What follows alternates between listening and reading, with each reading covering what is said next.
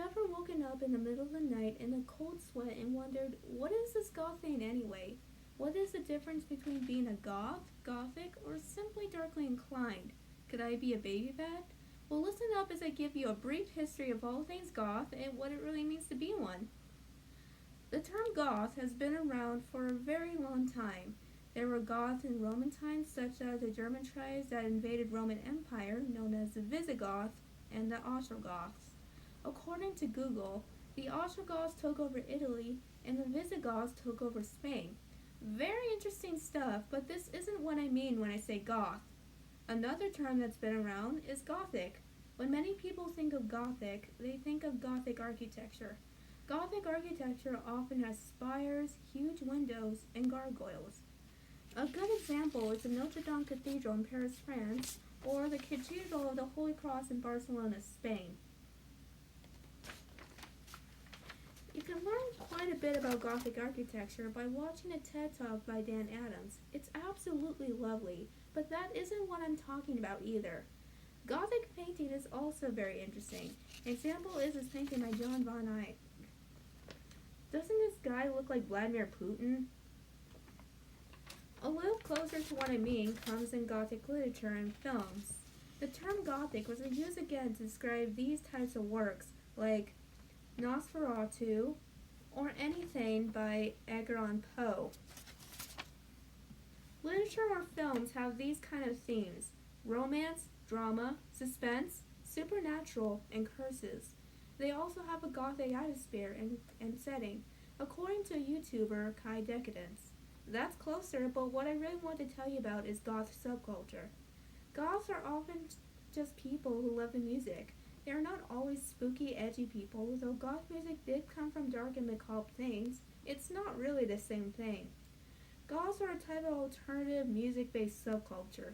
Think of it this way. It's like calling yourself a metalhead when you barely get into metal music. Being a goth is similar to being an emo, metalhead, grunge, punk, or scene kid in that they are all alternative. But the music and fashion are different in each music-based subculture. These are some examples of goth clothing in this picture drawn by my sister Rachel. Sure, some goths can get into spooky things too because they don't want to just stop at the music. But every goth is different, and some goths will just get into the music and stop there, and they will still be a goth. And that's okay whether you're into more than the music or not, you will still be a goth. Next, I want to take a moment to discuss gothic stereotypes. People tend to get weird thoughts about goths. Some people think that in order to be a goth, you need to be some sort of Satanist, pagan, witch or Wicca, etc., when that's just a nasty stereotype. Yes, some goths may have those kind of beliefs, but every goth is different. They can be Christian, Muslim, Jewish, Lutheran, or atheist. Some have environmental beliefs, and some believe in science, and some don't. Some are spiritual. It really depends who they are as a person and how they were raised. Also, goth is not and never was a religion or a cult. There isn't a leader, and no, we don't even try to sacrifice people. Goth is just a subculture that involves music, and it shows that goths are human just like everyone else, and anyone can be a goth whether they are dark or not. If you are interested, both Gothic Charm School by Gillian Venters or The Goth Bible by Nancy Kilpatrick are excellent references. People tend to think that being a goth is about wearing black and having an interest in dark and macabre, and that is not always the case. First of all, black is not always a gothic color. Goths can also be into other colors. They can be other dark colors like navy blue, scarlet red, deep purple, or lighter colors such as pink and lavender. There's even a thing called pastel goths, but they seem more darkly inclined rather than goth to me. Black is not always something only goths wear. People wear black to go to work as well. And second of all, liking the dark and macabre isn't always a gothic thing. It can also be an edgy thing because I think that liking graphic and gory things is cool and gothic, when in reality, encouraging people to kill or hurt others will not be a good thing to do. Edgelords are mostly just there for the drama and not actually into things that are really gothic, like the music, literature, films, art, or architecture. And the reason why darkly inclined people are not exactly goth is because they are just there for the spooky and creepy things in life, and not things actual goths are really into, which is fine, just as long as they do not hurt others or themselves or cause things, just as in the movie The Purge. Some darkly inclined people don't consider themselves as goths. This brain coil pod that I made is an example of something that's darkly inclined. Now let's talk about baby bats. Baby bats are people who are new to the gothic subculture. They tend to be people who start off being darkly inclined or start off listening to alternative music and are taking baby steps into exploring the goth world. This tends to be very common since goth music in the gothic subculture is really well hidden from the outside world. People don't usually grow up listening to goth music or know what being a goth is really about.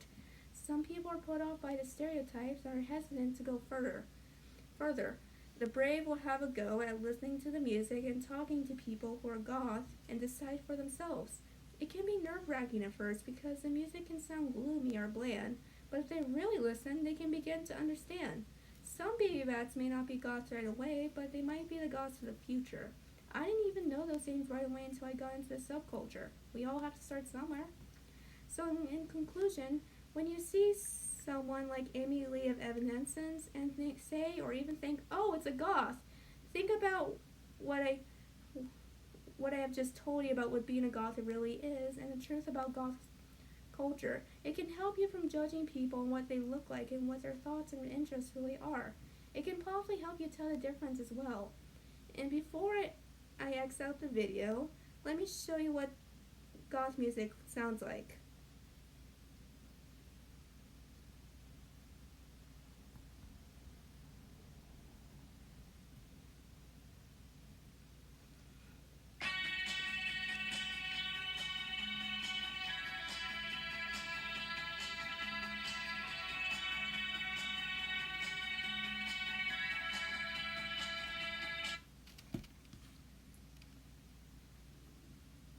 Okay.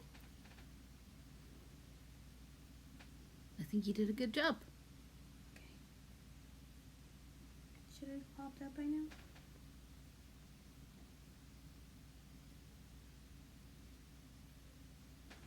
God, I hope that recorded.